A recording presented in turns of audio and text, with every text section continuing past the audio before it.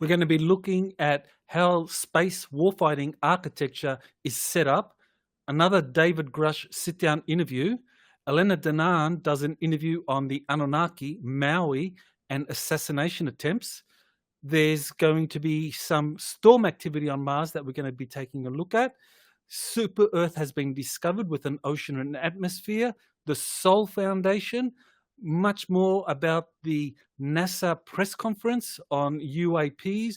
NASA has appointed a UAP director of research on UAPs.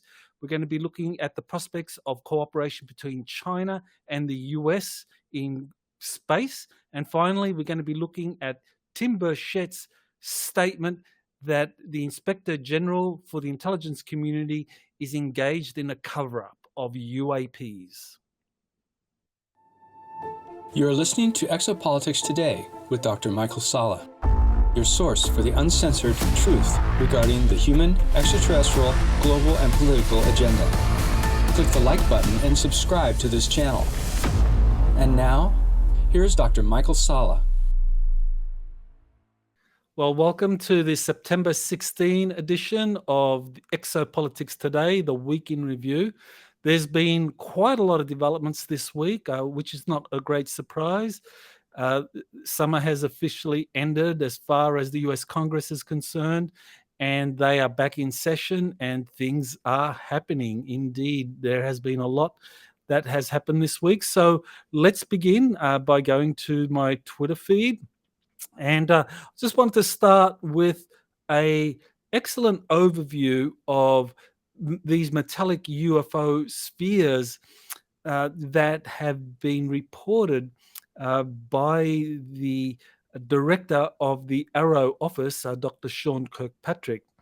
And so in this article that was published on The Hill, there's evidence of these metallic UFOs going all the way back to the Second World War and how they interacted with military aircraft, showing these high degrees of maneuverability, acceleration, and signs of intelligent control. So this phenomenon has been known for decades, that these metallic orbs have been seen all over the Earth, going all the way back to the Second World War. And so for decades, the orb phenomenon was publicly dismissed, just ignored, like much of the UFO phenomenon in general, until Dr. Sean Kirkpatrick reported in May of this year that most of the 800 UFO reports studied by the Arrow office involved these small metallic spheres. So the obvious question is, why are these now considered a national security threat? I mean, these small metallic spheres have been around since the 1940s, so we're talking 80 years that these have been sighted, and these were dismissed, but now, 80 years later, they're suddenly a national security threat. So what is going on there? I think this is part of the kind of predictive programming, I think, that we are seeing coming out of the Pentagon, out of the national security system, getting people to look at the UFOs seriously, to switch from a mindset that these are ridiculous, I don't need to pay attention to the UFO phenomenon, to UFOs are real, they're a national security threat, I need to take it seriously. So there's a kind of worldview. The ridicule factor has been psychologically ingrained in the American psyche since the 1950s, when the Brookings report was, sorry, not the Brookings report, but the Durant report was delivered by the Robinson panel in 1952-53 that actually called for ridiculing UFO flying saucer reports, and that anyone discussing that would be subjected to ridicule and dismissal from any official office. So that goes back to the 1950s. And so after 70 years of psychological warfare, because that's what it was, that was part of a psychological warfare program, after 70 years of that, to overturn that ingrained ridicule and dismissiveness and regarding the UFO issue as part of this kind of tinfoil hat conspiracy theory, you need to shift public opinion, and that's what we're seeing. And it's taken some time, and so I think that's what we're witnessing right now. And nothing. I mean, there can be some good that comes out of it, but I think we need to be very suspicious and on guard. So again, this article on the Hill, I recommend taking a look at it, because it really does do a good job in laying out the history of these orbs, and the cryptic alien message that is part of this reporting on orbs. So let's continue with my Twitter feed. So this was something I thought that was very interesting. This is an unclassified version of a space warfighting architecture that was put out on the Space Force website. And it kind of like, and I will have to just expand the screen for you so you can see that clearly. So here you have this warfighting domain. Oops, let's see, here we go. So here you have this warfighting, space warfighting architecture. And it shows you the lines of command. You've got the Secretary of the Air Force up top right, Secretary of Defense, and you've got the space operations here, and it goes on. You've got the United States Space Command, which is it's the pivotal aspect of this space warfighting architecture, because the Space Operations Command, it integrates all of these different military services. We're talking about the Air Force. Here you've got Chief of Space Operations. Here you've got Chief of the Air Force. Here you've got the other military services. You've got the Marines. You've got the Army. You've got the Navy. The Navy is here as well, and space operations. So the warfighting architecture has Space Command being the pivotal, because that reports directly to the Secretary of Defense, and it integrates all of these other military services that report to Space Command for actual warfighting. So if any battles, any combat occurs in space, it's not going to be the Chief of Space Operations or the Chief of Staff of the Air Force or the Army Chief of Staff and so forth. It's going to be the combatant commander for the United States Space Command, who currently that person is James Dickinson, and I believe he's going to be replaced very soon. There's just been a delay in his replacement. So James Dickinson is about to be replaced, and he is the one that is going to be in charge of military combat in space. Now, the question is, where do the secret space programs fit in? I've talked about in my secret space program book series, the Solar Warden program. I've talked about Lunar Operations Command, or Radiant Guardian, another one of these deep space operations. Where do they fit in? Well, they, as far as Solar Warden is concerned, that is under the Navy. Naval space warfare. They call it SPAR war.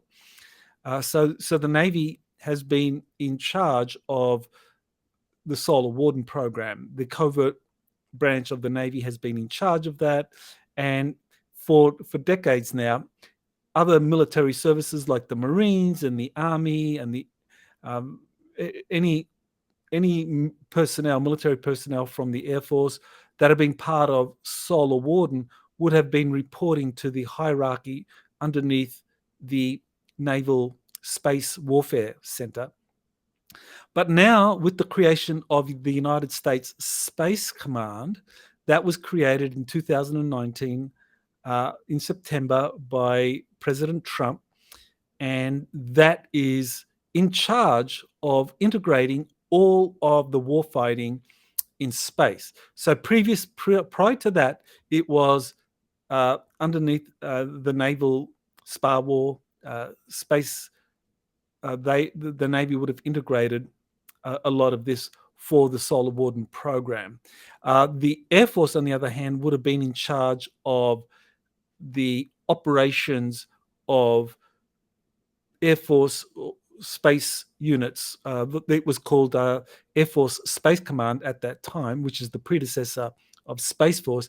That was in charge of ensuring the Earth and the cislunar region, which is the region between the Earth and the Moon, that was looked after. So the Navy under Solar Warden, Radiant Garden would have been in charge of deep space operations. We're talking Mars, we're talking Jupiter, we're talking Neptune and beyond, the Kuiper Belt, for example. You would have Solar Warden patrolling that, and Radiant Guardian was involved in the inner solar system, and then the Air Force Space Operations was in charge of the cislunar region, Earth and the Moon. Well, now with the creation of Space Command, so Space Command inherits everything that Air Force Space Command had, and it is gradually in the process of integrating, actually much more quickly, it's integrating the different secret space programs that were part of the Navy. So Solar Warden, Radiant Guardian, they are also now being integrated into the United States Space Command. So that's what's missing now. So this is a unclassified version that you get on the Space Force domain website.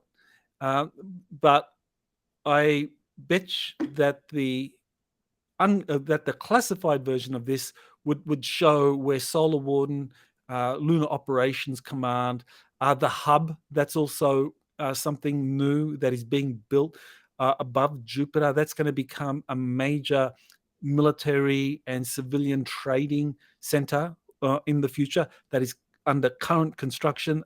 That is happening as a result of cooperation between US Space Command and the Galactic Federation of Worlds and other extraterrestrial organizations that is being built. So the classified version would have those elements in here. And so maybe at some point we will be lucky enough to witness this all becoming declassified. So that's the space warfighting architecture. So now I will move on from that. So let's continue. All right. So David Grusch, he did a sit-down interview discussing what he learned about UFO reverse engineering projects as a liaison to the Navy's UAP task force. So this is just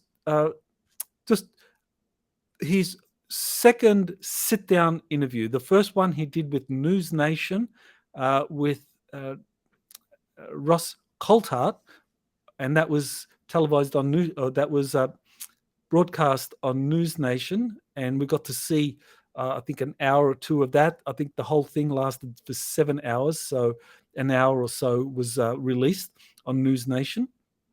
So this is the second sit-down interview, and this is with someone, an individual that knows David Grusch beforehand and is interested in UFOs.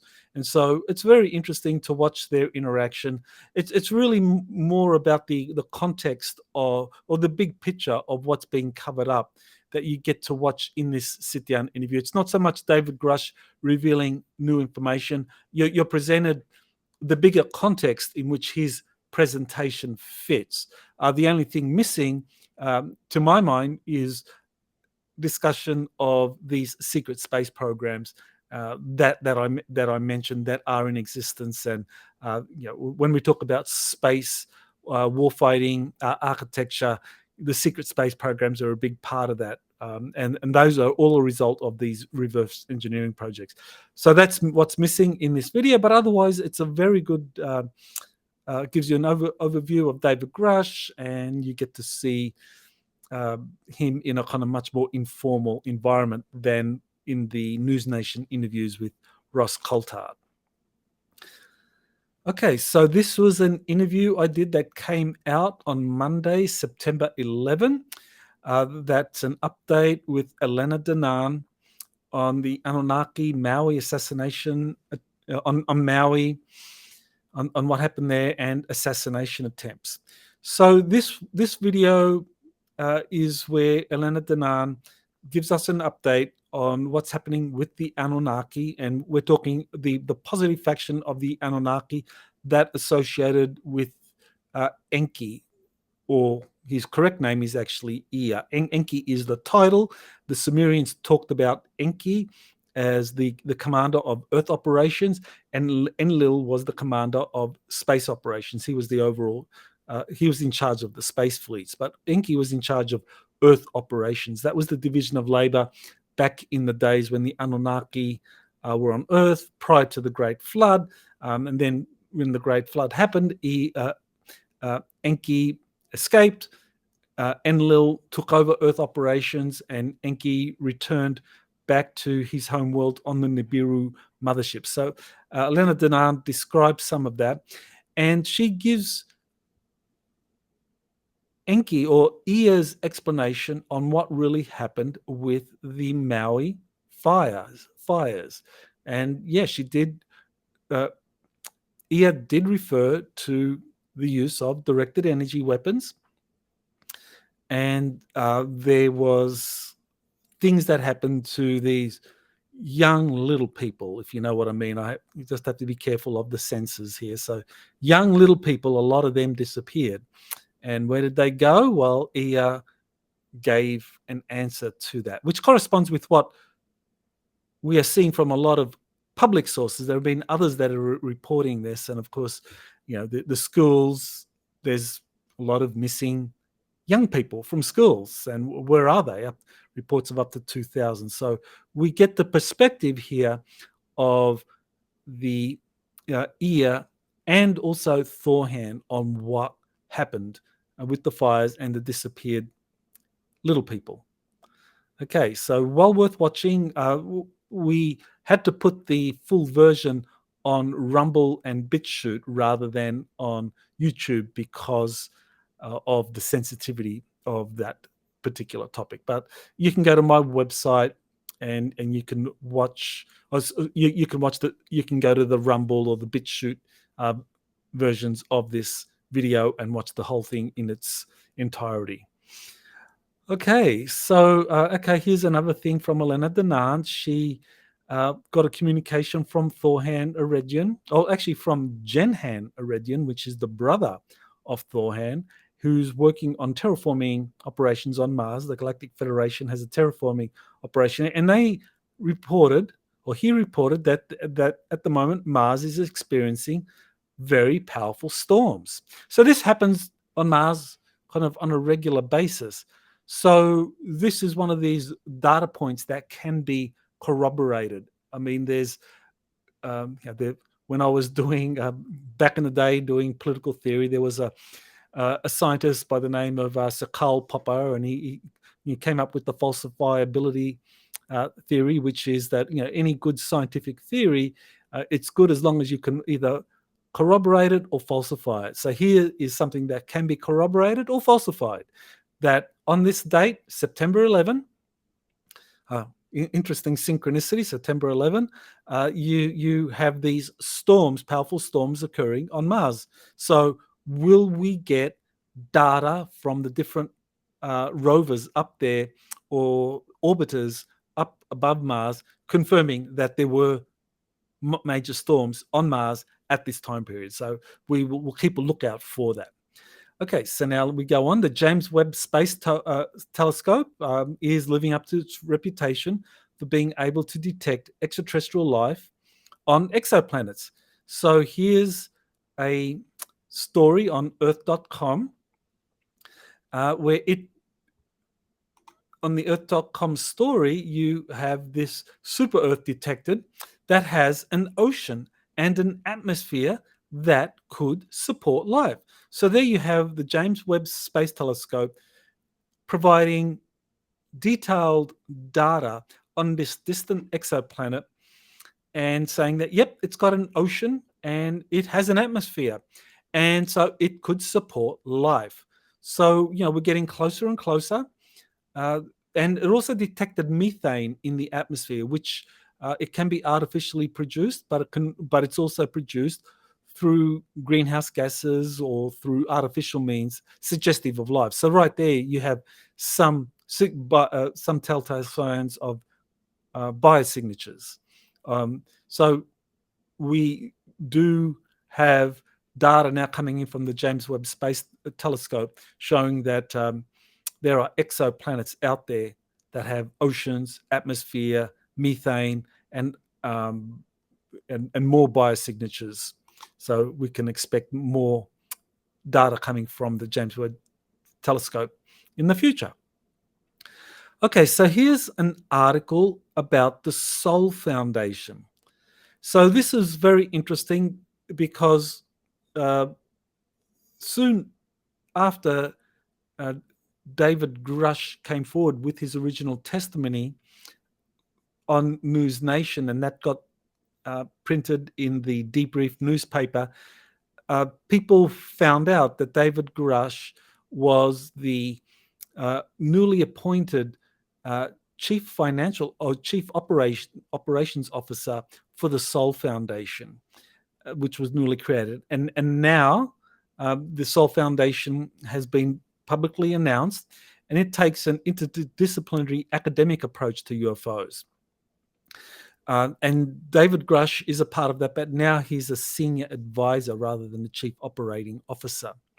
So, this is just a new nonprofit organization, but it's focused on the UAP issue, which is very interesting.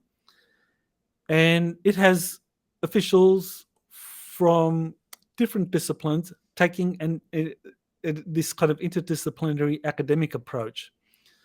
So, the question here is it going to succeed in generating more government transparency on UFOs, or will it be something that is yet another example of gatekeeping? Because we're seeing a lot of gatekeeping happening now, because now, after decades of silence and decades of ridicule and dismissal, academics, professional journalists are paying attention. Now, they have a problem. The problem is that they're new to the field. They're newbies. They don't know the literature. They are not familiar with all the data that goes back to the 40s. So they're taking a shortcut. And the shortcut is, well, we're professionals. We've been, writing articles for major newspapers. We've been part of the major newspapers, or major television network scene, or we've been involved in major think tanks, or been involved in the CIA or major organizations for decades. So we're gonna bring academic rigor or scientific rigor to this new discipline of UAPs. And so, to distinguish ourselves from the tinfoil hat conspiracy theorists who it turns out were right all along, that this UFO issue was real and it goes back to the 1940s, they're going to distinguish themselves from that crowd, including myself, by saying, well, we're going to take, in terms of the Sol Foundation, they're going to take it's an interdisciplinary academic approach where they have these top academics come in, and what they're going to be doing is essentially a light form of gatekeeping. Well, I don't know if there is a light form of gatekeeping. They're going to be performing a gatekeeping exercise, saying that, well, this is acceptable scientific data, or rigorously screened or filtered data showing that this UAP issue is genuine. So they're going to apply those kinds of filters to that data. So that'll be the Sol Foundation. Now, whether that means we're going to have people looking, well, at just the UAP phenomenon. In the case of another nonprofit organization, the Galileo Foundation, set up at Harvard University that's under the control of R.V. Loeb, Professor R.V. Loeb. That also is, and it takes an interdisciplinary approach, but it's based in the astronomy department, and it's clearly a gatekeeping exercise focusing purely on UAP reports, purely on generating scientifically rigorous data on UAPs that is gained through kind of calibrated instruments. We're talking about telescopes, that kind of high level instrumentation, and reporting on that, and so that's going to be the focus of the Galileo project. With the Sol Foundation, they seem to be looking at it from a deeper perspective, because they are very interested in data concerning reverse engineering projects of UAPs, and that's something that David Grusch brings to the table with his expertise. And it seems that they're going to be looking at coming up with data concerning these retrieval operations concerning UAPs. So that'll be very interesting. Still, it'll be a form of gatekeeping, I believe, because you're going to have these people focusing on new data provided by these new whistleblowers like David Grusch coming through Congress, reporting to Congress. They're going to be focusing on that level rather than looking at the data by, say, previous generations of whistleblowers, people like, say, Colonel Philip Corso, or going even further back, people like Phil Schneider or Clifford Stone and many others, or like these Len Stringfield, who talked about, who issued these reports on crashed UFOs, situation reports, going back into the 1980s. They're not going to be looking at any of that because they're not interested in that. What they're interested in is either UFO reports or whistleblower testimonies that are admitted or accepted by Congress as genuine. And so this is going to be, I think, the sort of approach that the Sol Foundation will take. So it'll be another form of gatekeeping, but at least I'll be looking at something that is an important step forward, which is these reverse engineering projects. So that's the Sol Foundation. Okay, so this was an article written by an international attorney or lawyer who examines the UAP Disclosure Act that has been incorporated into the National Defense Authorization Act for 2024, and that is currently in process of being passed. The Senate has already passed it. Now it's up to the House to accept the UAP Disclosure Act as it currently stands in the in the National Defense Authorization Act of 2024. So this is the international lawyer's article here. So we can just go to that. UFO disclosure, the most significant law in human history, question mark. So this is an Indian international legal scholar, Ran Chakrabarti, and it's a very good article. It goes into the different provisions in the UAP Disclosure Act and examines them from the perspective of international law. So you look at many different aspects of this act, and let me see if I can find one that might be of interest. Well, eminent domain is discussed in this. It's quite a long article, so I won't try to go through that. It discusses eminent domain. It discusses how the different committees are going to be revealing this information and to who has access to this information, the role of the United States President in oversight, the review board that's going to be created under the National Archives, what kind of power it has, who has actual custody of these retrieved UFOs, that are in the possession of different corporations? Will it be the government? Will it be corporations? What are the legal issues concerning these, given that the corporations probably got possession because there was a organization that was part of the Air Force. We're talking, say, Project Moondust or Project Bluefly, which was a crash retrieval operation run by the Air Force that would have retrieved these craft from around the world. It would have been taken to places like Wright-Patterson Air Force Base first for initial study. Then Wright-Patterson would have siphoned it off to a corporation like Lockheed Martin or Northrop Grumman or Raytheon to look at different aspects of it, the different aspects of that crash retrieved craft. So who owns it? Given that the Air Force retrieved it, or maybe the Navy retrieved it and eventually handed it off to a corporation, or aspects or artifacts from that crashed craft were handed off to the Air Force or to a corporation working with the Air Force or the Navy. And so now the legal issue is, who owns it? If Congress asserts eminent domain, does the corporation own it? Or is it still the property of the US Navy and the US Air Force, who originally recovered it and then handed it off to a corporation for studying reverse engineering? And who owns the products of that? So all significant legal issues, and this article does a very good job in looking at that. So I recommend that article.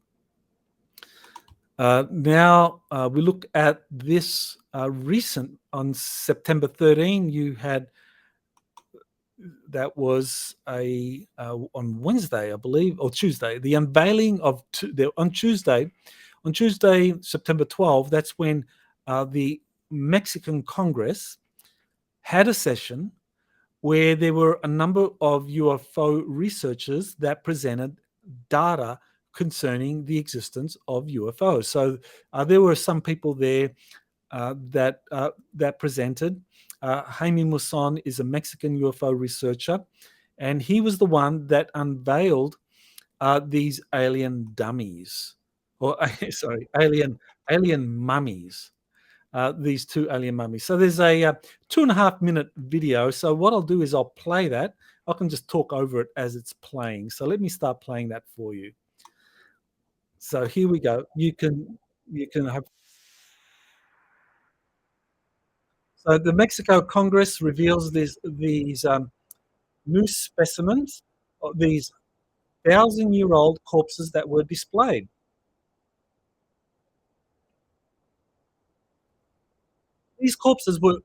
These mummies are not new. They were first found in 2017, and Jaime Maussan and Gaia TV got involved in the analysis of these, and they provided the funding for different scientists to conduct an examination of these mummies.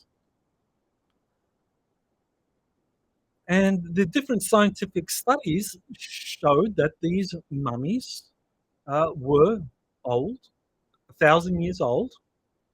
They found that the mummies were non-human. You had 3 fingers.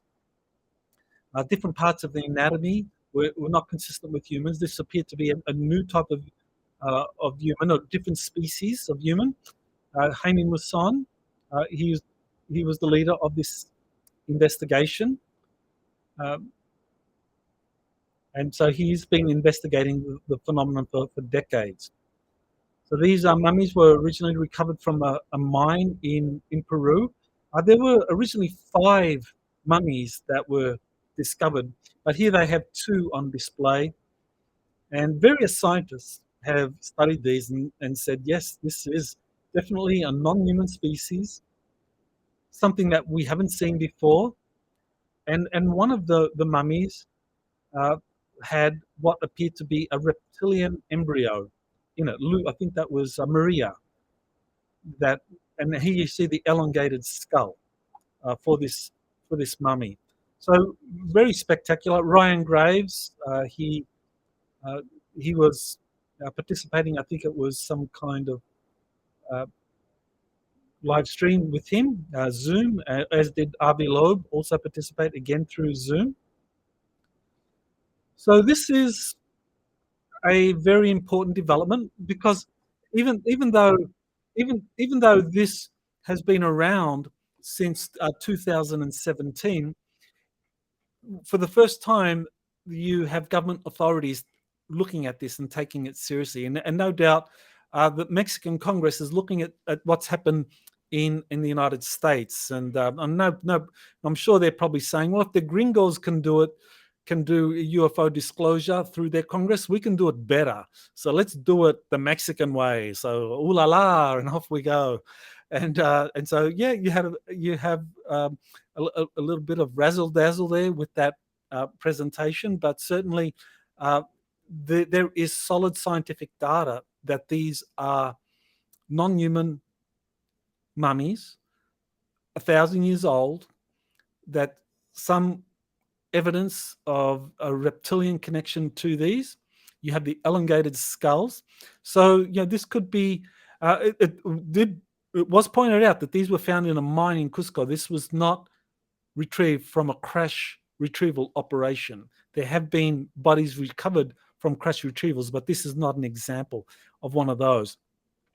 So, as you know, I've been interviewing a active army whistleblower who has been reporting on his meetings with underground civilizations. He's talked about an ant people.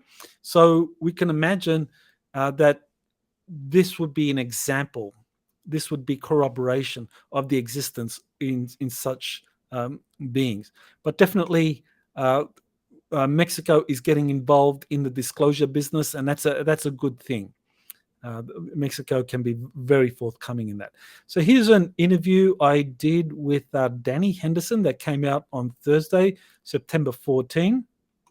So Dani Henderson, she has her own YouTube channel, and she recently came out with a book called Angels, Demons, and Aliens. And she's a lifelong contactee. She has been having contact experiences with extraterrestrials as well as other beings, because she's a natural clairvoyant, clairsentient, and she could see and communicate with different beings from very early on. And interestingly, she had her first extraterrestrial contact when she was only a few months old in the crib, and she recognized the being.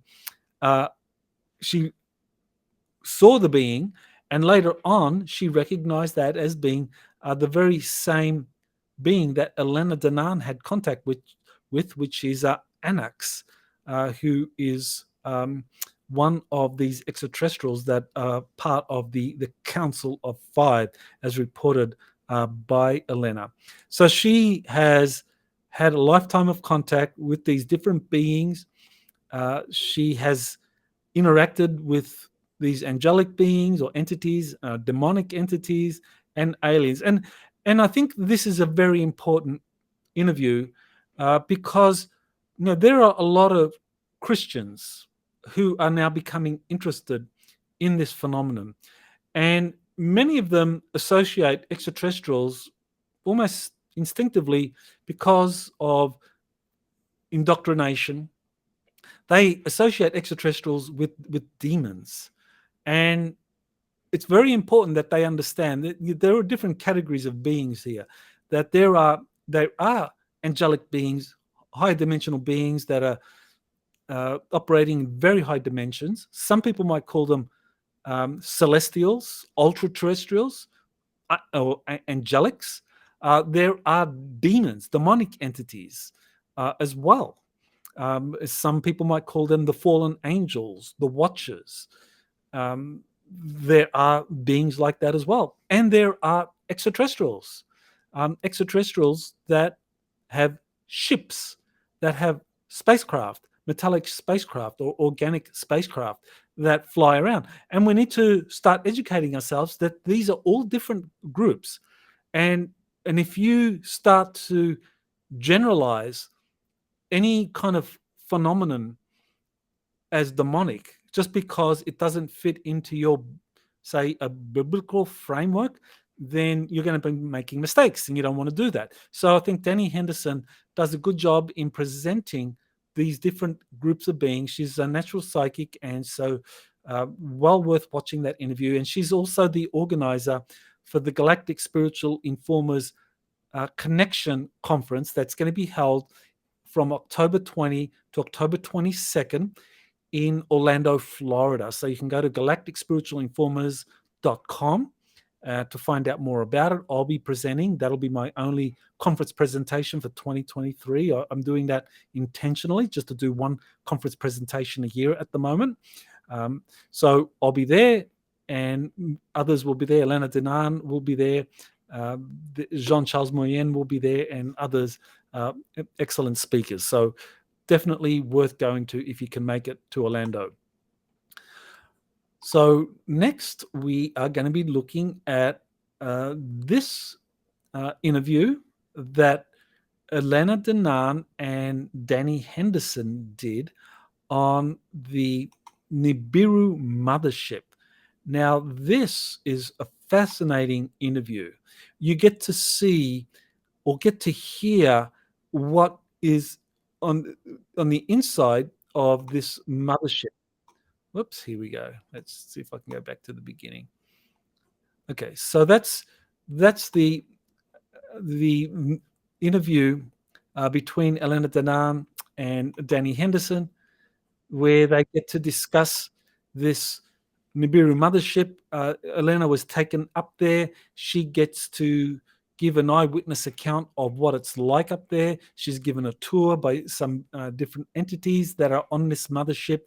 And it's a fascinating interview because we get to hear just what is inside this very large, I think it's about the size of the moon, and it's parked outside of Jupiter at the moment. So it is the Nibiru Mothership, and it's associated with the initial colonization, the initial Anunnaki colonization of Earth. And that's very interesting because in terms of dates, roughly 400, 500,000 years ago, the Nibiru Mothership that was controlled by Enki arrived in our solar system. But the space fleet associated with that mothership was under the command of Enki. Kind of like similar to how on modern day aircraft carriers you have a Navy captain in charge of the aircraft carrier, but then you have what's called a CAG, which is typically a Navy captain or a Marine colonel, full bird colonel, in charge of who is the commander of the air group, and they are in charge of the squadrons. So Enlil was in charge of the squadrons, the military squadrons, not Enki. I may have misspoken there. So Enlil was in charge of the military squadrons. So he was like the CAG on a aircraft carrier, whereas Enki was in charge of the ship of Nibiru.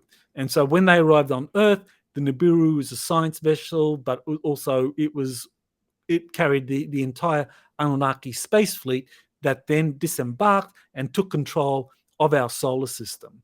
So that tells you just how big the Nibiru is. So fascinating interview and a lot more to come on that.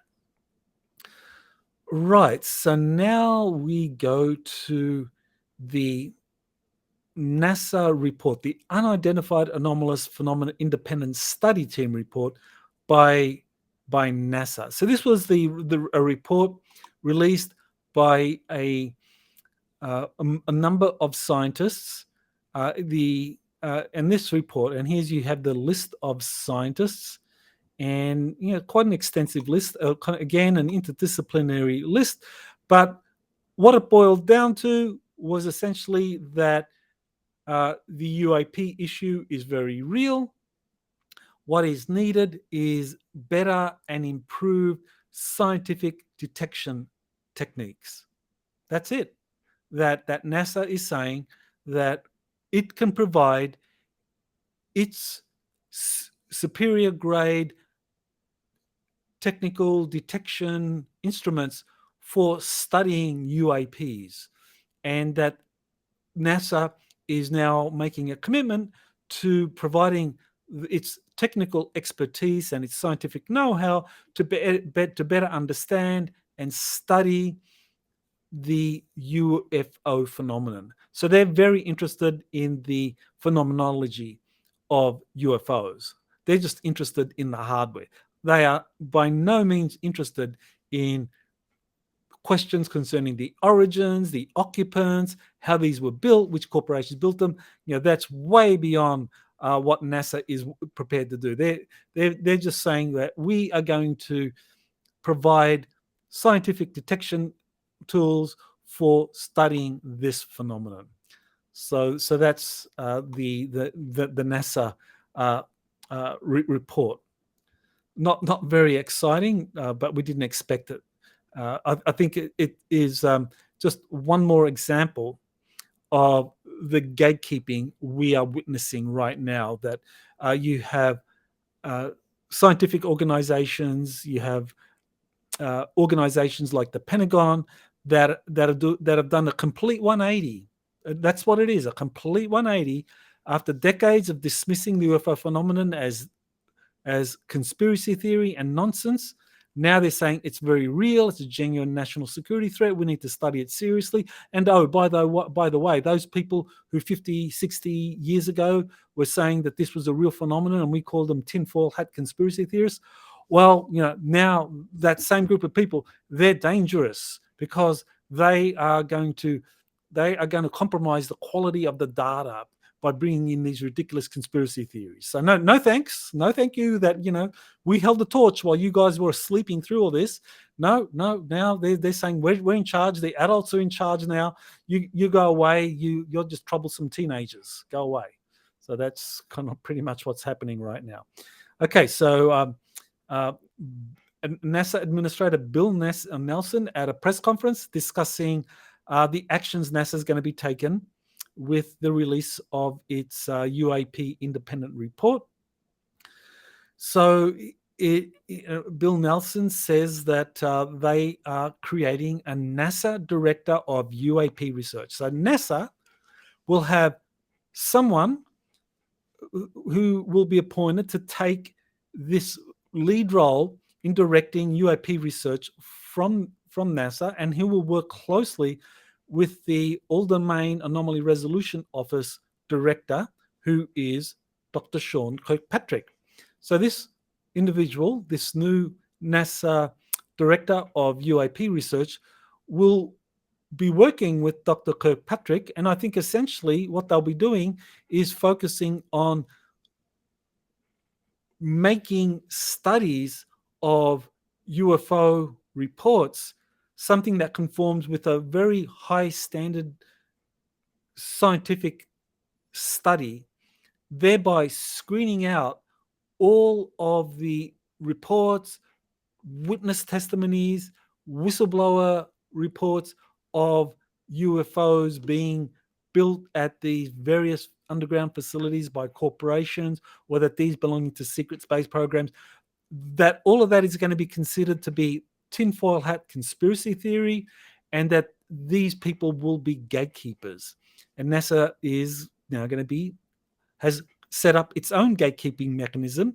In addition to the Pentagon's Arrow office, now there will be a NASA gatekeeping individual involved in, and I'll mention that individual very shortly. So here's something that I found quite surprising. Nick Pope, who I've met quite a few times, and he's got a very interesting background. He worked with the Britain's Ministry of Defence for over 20 years. So he retired after more than 2 decades of service with the Ministry of Defence, and for 3 years he headed Britain's UFO desk, or the Ministry of Defence's UFO desk. So he was the person doing the reports and looking at these reports of UFOs, and so he knew very well that there are lots of these reports, hundreds of reports of these, and that some of these are very significant, and they involve witnesses, highly reliable witnesses, pilots and so forth, radar technicians, reporting on UFOs. Now, and so that made it very surprising to me when he endorsed this NASA UAP report, saying that, oh, okay, so NASA bringing its scientific resources, capability, and expertise to bear on the UAP issue should significantly help the wider US government research and investigation into the phenomenon. And the thing is, Nick Pope, better than anyone, knows that there is a cover-up underway, that the cover-up has been going on for decades, and he has spoken about that in the past. But now all of a sudden he's saying, well, this is actually a good thing that NASA's going to come in and become part of this effort to study UFOs. So, I think for people who have been around this phenomenon for decades, like Nick Pope, I think they need to do better than just saying, well, we need superior scientific instruments for detecting, measuring, and providing evidence of UFOs.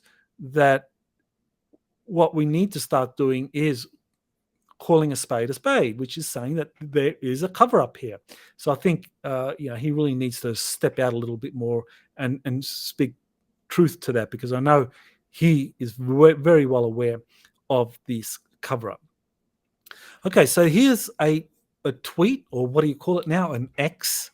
I think pretty soon I'm going to start having to call this my X report, my week in review using my X reports. So here, Anna Paulina Luna, who is a member of the House of Representatives in the US Congress. So she just tweeted out that she just got word that there will not be a UAP select committee. There were rumors that Congress was going to get a select committee. They were able to get a caucus. I reported on that in my week in review last week, that there is a UAP caucus in the US Congress, and Anna Luna is a part of that. There are 6 members of that UAP caucus, and they lobbied the leadership of the House of Representatives for a committee, a select committee on UAPs. But that was turned down. However, they did get a commitment that there would be another UAP hearing. So in July 26, you had that first UAP hearing with David Grusch and the 2 other David Graves and David Fravor and Ryan Graves, that talked about UFO sightings, or as in the case of David Grusch, the reverse engineering of UFOs that were being conducted. In the next UFO hearing, hopefully we get to learn more about that. Now, the Congress is actively trying to get a SCIF facility so that David Grusch can reveal more about the 40 witnesses or 40 insiders that he is familiar with that are knowledgeable about these reverse engineering programs and where those programs are located. So the Congress is still trying to get that. So hopefully by the next time they have a committee meeting on the UAP issue, there'll be other whistleblowers coming forward, other people willing to come forward and to talk to Congress about this. So we'll just see. Okay, now here was a very interesting development. So I mentioned the press conference that NASA organized, that the NASA administrator Bill Nelson spoke at, and where he mentioned that NASA would be setting up a director of UAP research, but didn't name him, and that then they changed their mind. NASA changed their mind. I guess there was some backlash to that, and they did name the director. And so this director is Mark McInerney. So Mark McInerney is now the new director of the UAP studies in NASA. So he's going to be the point man. And what I found very interesting about his background is that he was NASA's liaison to the Department of Defense's UAP study groups. So, and those study groups concerned UAP activities.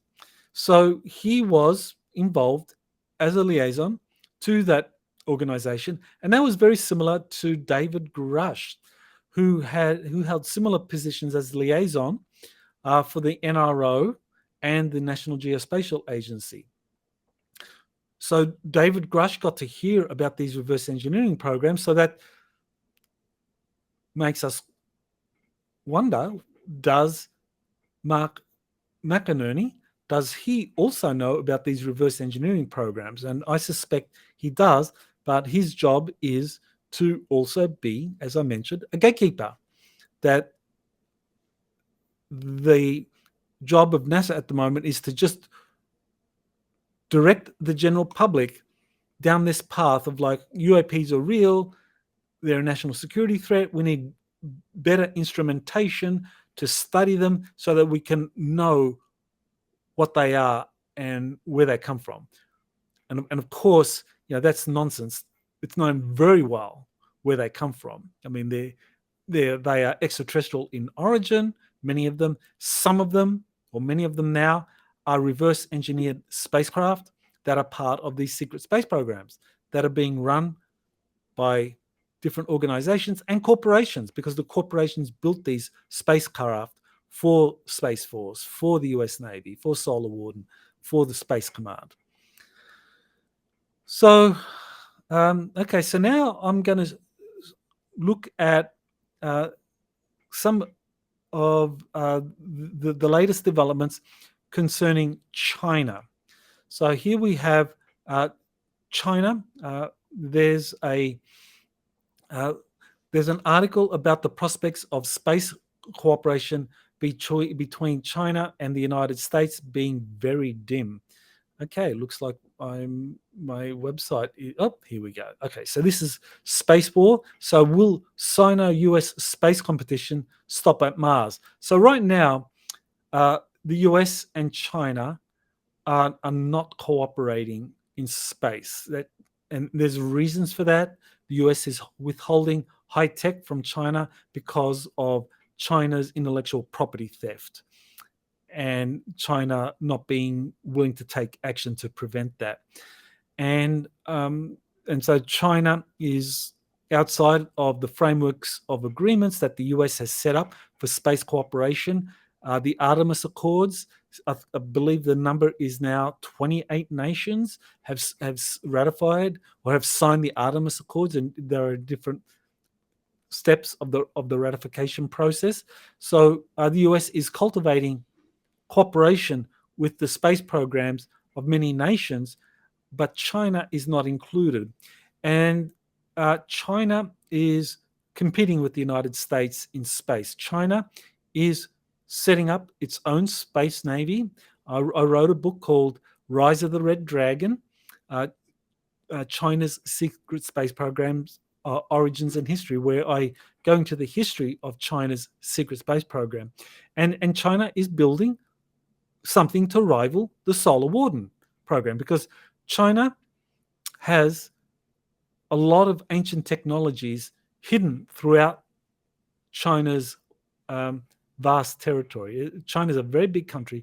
It has ancient pyramids there with a lot of ancient technologies that date back to the Atlantean era, to the era of Mu. And what China has done is said, oh, these don't exist. We are going to look at these. We're going to examine these. And China has a kind of does have some cooperation with the US in terms of understanding these ancient technologies, but not to the extent that the US would like. So China and the US are competing in space, and that could lead to conflict. And of course, what happens as the moon is colonized? What happens as Mars is colonized? All these different countries try to establish colonies on the moon and on Mars, in terms of China-US cooperation. Well, here is something that I thought was very interesting. In terms of the lack of cooperation between China and the United States, when I did a communication with Thorhan Eredyan that was relayed through Elena Danaan, he commented about China refusing to cooperate with the Earth Alliance and with Space Command, that China has chosen to go its own way in developing its own space navy. And so right now in space, you have this kind of like deepening international cooperation involving Space Command and all the nations that are part of the Artemis Accords cooperating in space, in deep space operations, and the US is playing a leadership role. The US is the undisputed leader. It is the Artemis Accords are like a bicycle wheel. The hub is the United States. NASA and Space Command is the hub of space cooperation and of the Artemis Accords. The spokes, at the moment, there's 28 spokes, each one representing one nation. So these are bilateral agreements between the United States and 27 other nations. So that's how the Artemis Accords is set up. And China has chosen to not be a part of that. And that's a worrying trend. China is working closely with the deep state, and Thorhan identifies that. You can listen to the interview if you go to my website. You can either listen to the interview, or if you scroll down, here's the transcript, and you can listen. You can listen to it, or you can read the transcript, and it's very clear that China is collaborating with the remnants of the deep state, and it is wanting to go its own way, and that is inevitably going to lead, I think, to conflict. That's unfortunate, but that's where it's going. And so here's a report of a new Chinese military facility set up to manage China's situational awareness in space. So this is a new base that has been set up in China. It's called Base 37, and it is part of the People's Liberation Army, and it is going to manage China's assets in space and kind of map out what China has in space, what US Space Command has in space, so that if push comes to shove, China will be ready for that. So Base 37. So China is very much preparing itself. So here's the story in Space News. China's military sets up a new base for space domain awareness, so it describes this particular unit, which is the equivalent of Space Force or Space Command for China, the People's Liberation Army Strategic Support Force. So that is what they call their Space Force or their Space Command. And so that is what is overseeing China's assets in space and mapping out China's potential threats and targets in space. So, China and the United States are going separate paths in space, and that's not a good thing. But that is the reality. Right. So now here's my final tweet, or X, is Representative Tim Burchett. I think he is absolutely correct. He wrote to the Inspector General of the intelligence community, and here you have letters that he wrote to the Inspector General of the intelligence community, and letters and a letter that was written back to the 6 representatives that are part of this House of Representatives UAP caucus. The Intelligence Community Inspector General wrote back. So that's the letter. So you can go to my Twitter feed or my X feed to read those letters. And what I admire about Tim Burchett is that he identifies the key problem here is that this is a cover-up, that there are organizations within the bureaucracy, and he identifies the Inspector General of the intelligence community as part of a cover-up now, that is the problem, that these members of Congress are pushing the envelope in terms of getting official acknowledgement that there are these reverse engineering programs of recovered extraterrestrial spacecraft that are existing, that do exist, and to get that out there. So they're pushing the envelope to get that out, and they are saying there's a cover-up because that is what they have told. Now, as far, and they've also been told that these are non-human, that this involves also the recovery of non-human biological material or extraterrestrial biology. So this is the correct approach to take, I think, because it really is all about lies on the ground rather than lies on the ground rather than lights in the sky, which is a way of describing how you have some agencies focusing on lights in the sky, the UAP phenomenon. That's what I was referring to earlier in terms of what NASA is doing with its new UAP study group, what is happening with the Arrow organization that was set up in the Department of Defense. They're just focusing on UFOs. They're just focusing on lights in the skies, and they're like, nah, we're not getting into this conspiracy theory, lies on the ground. But that's what Tim Burchett and the other members of the House of Representatives are doing, and so that's good. They're going to, I think, ultimately succeed in getting this information out, and they'll be rightly acknowledged as heroes. Now, I think that's the start of the process. It's by no means the end of the process. There are deeper levels of the onion to be uncovered because while I think what David Grusch and other whistleblowers have revealed about these reverse engineering programs occurring in these government laboratories, what they've revealed is that, yes, these programs exist, that they are recovered extraterrestrial spacecraft, but they say that these programs have been unsuccessful in reverse engineering, whereas the truth is that these programs have been successful. So, that's going to be something that will be revealed later on. And then you go deeper down the rabbit hole, or if you peel the onion a little more, you're going to get to the next layer, which is the agreements, secret agreements, and cooperation with different extraterrestrial civilizations. So that's where we get to talk about Lunar Operations Command, the secret space program, Solar Warden, the hub on Jupiter, and so forth. So there is a lot more to be revealed, but I think this is an important step in the future. I think this UAP caucus in the House of Representatives with Tim Burchett, Representative Luna, they are taking the right approach of pressuring the bureaucracy to reveal the truth. And once the UAP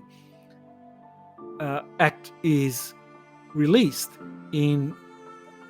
once that's passed, once that becomes law in 2024, Congress will be empowered to take charge of this. And I think this is what we're seeing now. So I want to finish up by just announcing again my next webinar, which is going to be on September 30. That's going to be on from UFO crash retrievals to present-day secret space programs. It's a 4-hour webinar, not a 2-hour, so it's going to be double the length of my earlier webinars, and that was because I decided that was the only way I could cover this vast amount of information about these crash retrieval operations to present-day secret space programs, not only in the United States, but also in other Five Eyes countries like Australia, and also to look at places like China, what they've been doing, and Russia, the Soviet Union, what they have done in terms of crash retrievals to secret space programs and where we are today. So it's presenting a lot of information in a 4-hour presentation. So I hope you can join me. You can go to exopolitics.org to see the links and to register. So again, thank you for watching this week, the week in review for Exopolitics Today. I look forward to seeing you again next week. You have been listening to Exopolitics Today with Dr. Michael Salla. Please remember to like, share, and subscribe to this channel. Join or start a conversation in the comments. Take the time to explore the vast library of best-selling books, webinars, and podcasts by Dr. Salla. Visit exopoliticstoday.com.